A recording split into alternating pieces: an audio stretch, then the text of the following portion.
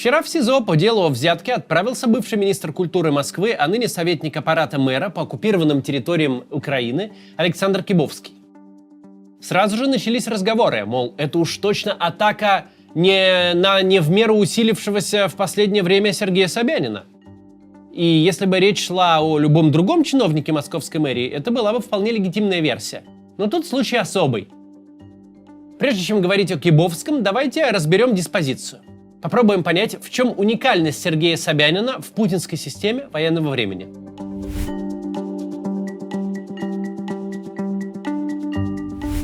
Как выглядит желательное поведение чиновника в такой системе в такое время? Эталонный пример здесь Дмитрий Медведев. Каждый день отплясывает в своем телеграме чуть ли не со спущенными штанами. Каждый день обмазывается кровью, упивается смертоубийствами и пытается призвать ядерную войну. Такое поведение в наши дни выглядит грамотным. Медведев – бывший президент. Он живой ответ на вопрос «кто, если не Путин?». С ним у многих российских граждан связаны воспоминания о самых светлых годах. О 2008-м, где был Дима Билан на Евровидении и сборная в четвертьфинале Евро, а не Часов Яр, Крокус, Пригожин и еврейский погром в Дагестане. О годах, когда слова «Россия» и «санкции» в принципе не могли употребляться в одном предложении. Тогда вся нынешняя реальность звучала бы как горячечный бред. И мечта вернуть то время может жить не только в нашем сознании, но и в сознании тех, кто способен устроить заговор. Медведев – этакий принц. У него есть собственная легитимность. А быть принцем при диктаторе смертельно опасно. Тот аттракцион самоуничижения, который Медведев каждый день устраивает, это его способ выжить. Способ всем показать. Я не бывший президент России. Я Димка Балаганный. Я юродивый. Ни в коем случае и ни для кого угрозы не представляю. Каждый раз, когда Медведев выдает новую похмельную телегу, мы должны помнить, он остался жив в системе, где вообще-то жить уже не должен. Собянин в каком-то смысле тоже принц. Он пусть в формальной табели о рангах и не второй политик в стране, но занимает вторую выборную должность. Собянин – глава столицы. Он обладает гигантским административным и финансовым ресурсом. В любой номенклатурной заварушке, которая возникнет после Путина, Собянин будет в числе главных игроков, просто в силу своего положения. Если западные спецслужбы, аппараты правительств и дипведомств хоть чуть-чуть осознают реальность, то Собянин и Мишустин должны ими рассматриваться как главные субъекты будущих гипотетических переговоров. Не какое-то мифическое политбюро Путина, которым грезят многие журналисты, а те, у кого есть реальный ресурс для перехвата власти. Казалось бы, в такой ситуации Собянин должен вести себя как Медведев, или даже хуже. Переодеться в камуфляж и бросить все бесконечные пиар-ресурсы Москвы на пропаганду людоедства. Стать первым среди буйных, десантника из Бучи назначить столичным министром образования, каждое попадание в жилой дом или больницу отмечать городским фестивалем и звать туда аниматоров в костюмах кассетных бомб.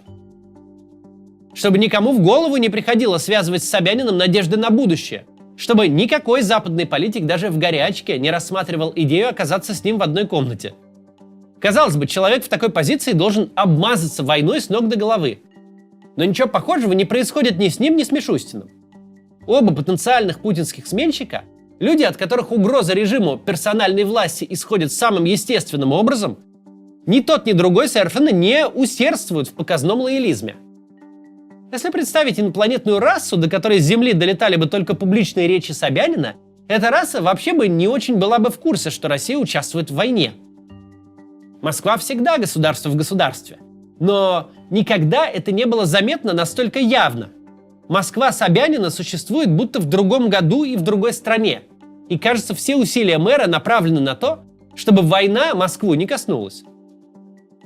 Но почему-то такое поведение не вызывает никаких подозрений. Никто будто бы не замечает, что тут такой умный кто-то выискался, который пытается быть святее Папы Римского. Никуда не влезть, ничем себя не запятнать. Думает о будущем и не планирует рожиться в пирамиду вместе с фараоном. Пока везде и всюду бардак, беспредел и посадки, Собянин будто заговоренный. Никаких претензий к нему и его команде не возникает. Даже наоборот, близко связанные с ним люди взлетают на вершину номенклатурной пирамиды. Получается некоторый парадокс. Ведь военное министерство, которое выглядело неприкосновенным, и задрали в клочья. Самые везучие уволены, самые невезучие в тюрьме, а кто и в могиле. Ни один из бесноватых депутатов в обмен на фотосессии в окопе не стал ни губернатором, ни министром. Незабвенный Дмитрий Рогозин за боевую рану в ресторане получил только пенсионное кресло в Совфеде. Дмитрий Медведев при всей показушной лояльности как занимал несуществующую должность, так и продолжает. Губернаторы приграничных областей, ставшие военными лидерами, на повышение не уходят. Люди, которые, казалось бы, все сделали верно и угадали момент, в лучшем случае остаются при своих. А вообще-то, кажется, камуфляж и буква Z на лбу сейчас скорее делают их носителем мишенью для тех, кто придет громить и раскулачивать. С такими расправляются в первую очередь.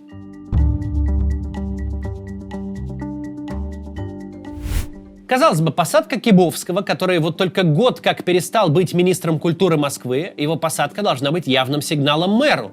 Не все коту масленица. Теперь вслед за прочими могучими кланами раскулачит и Собянина.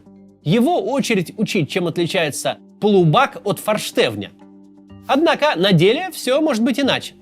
Сейчас разберем ситуацию подробнее, но сначала небольшая реклама. Посмотрите, пожалуйста. Мою книгу «История новой России» снова можно купить в России за рубли и с доставкой. Для тех, кто не знает, о чем речь. 2,5 года назад мы издали роскошно проиллюстрированную книгу об истории новой России. Вот эту. Там мои размышления о 2000-х годах. Начиная на самом деле с Горбачева и с распада СССР, о 90-х и дальше о 2000-х до Болотных. В 2000-х настали относительно благополучные времена, когда мы погрузились каждый в свою жизнь и как-то не заметили, как все снова пошло не так. Что мы упустили, в какой момент повернули не туда, в сторону мракобесия, несвободы и милитаризма. Как это все происходило в 90-х, почему, как мы могли этому помешать. И что можно сделать сейчас, чтобы Россия снова стала такой страной, которой можно гордиться. Но все это в этой книге. Она такая вот, с иллюстрациями, каждая иллюстрация с коротким текстом. Купить можно у меня на shop maxcats.ru. Это абсолютно легально и никак не наказуемо. С книжкой все в порядке, ее можно покупать. Для Евросоюза и США книга по-прежнему есть в Амазоне. Все ссылки в описании. А мы продолжаем. Кибовский довольно интересный персонаж. Он провел на должности министра культуры Москвы 8 лет, вдвое дольше, чем его предшественник Сергей Капков. Но при этом Капкова знали все.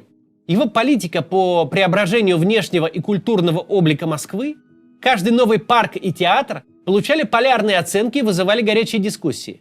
А вот фамилию Кибовский вряд ли вообще кто-то слышал. Он стал министром в 2015 году, и дата тут играет роль. Это посткрымский год. Тогда случился первый этап серьезного закручивания гаек в области культуры. Судя по тому, что мы знаем, Кибовский с самого начала пришел как антипод Капкова. Тогда было решено, в новой политической реальности все те тысячи цветов, весь либерализм, который развел в Москве Капков, не к месту. Кибовский пришел в мэрию наводить идеологический порядок в том виде, в котором порядок понимает федеральное начальство. Он пришел как погромщик. При нем закрывались театры, лишались должностей худруки, режиссеры, руководители музеев и культурных пространств. Особенно его услуги пригодились в первый год войны, когда московская культура была под ноль зачищена от тех, кто высказывался против или слишком выразительно молчал.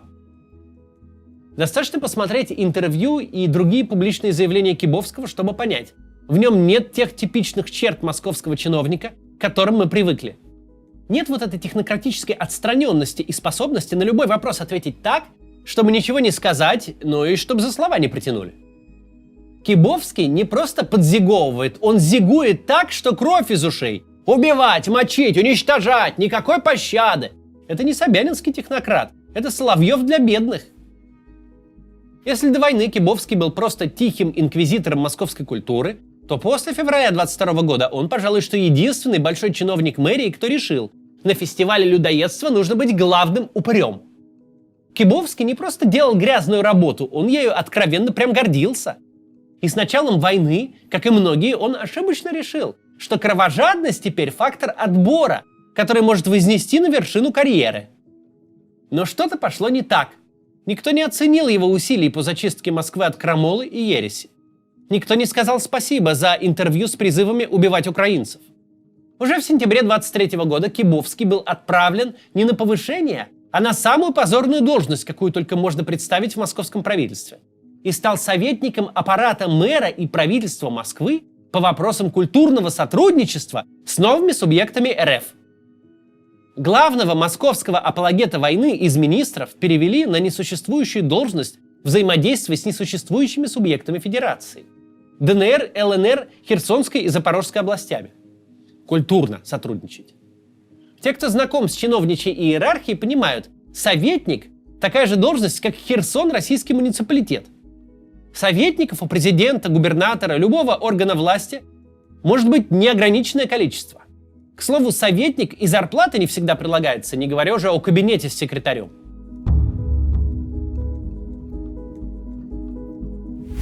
Кибовского отставили в никуда, на пост, с которого точно нет пути наверх, и сомнительно, что есть путь вообще хоть куда-то.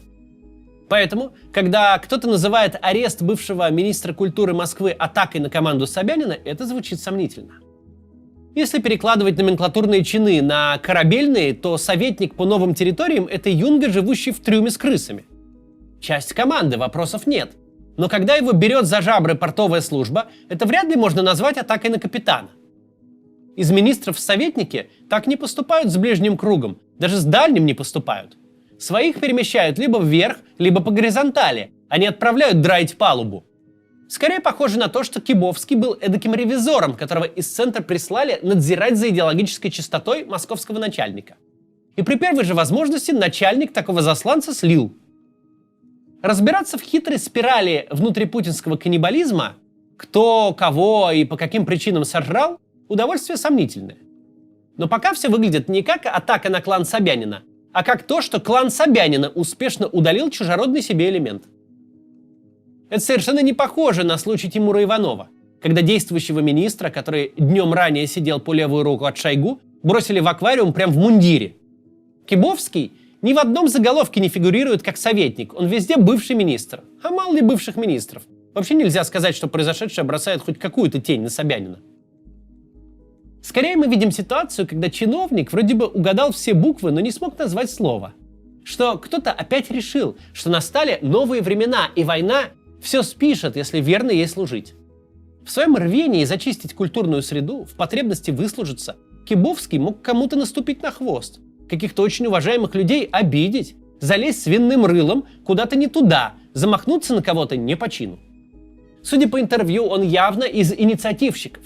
Из тех, кто не просто делает, что сказано, но пытается угадать, что будет сказано завтра, и подсуетиться заранее. Таких в любой бюрократии не любят. А в нашей, которая должна изгибаться любыми углами под загогулиной генеральной линией, вообще терпеть не могут. Есть уровень, на котором все решают. Кто у нас сегодня враг народа, а кто народный артист. Размахивать же шашкой в инициативном порядке опасно для здоровья.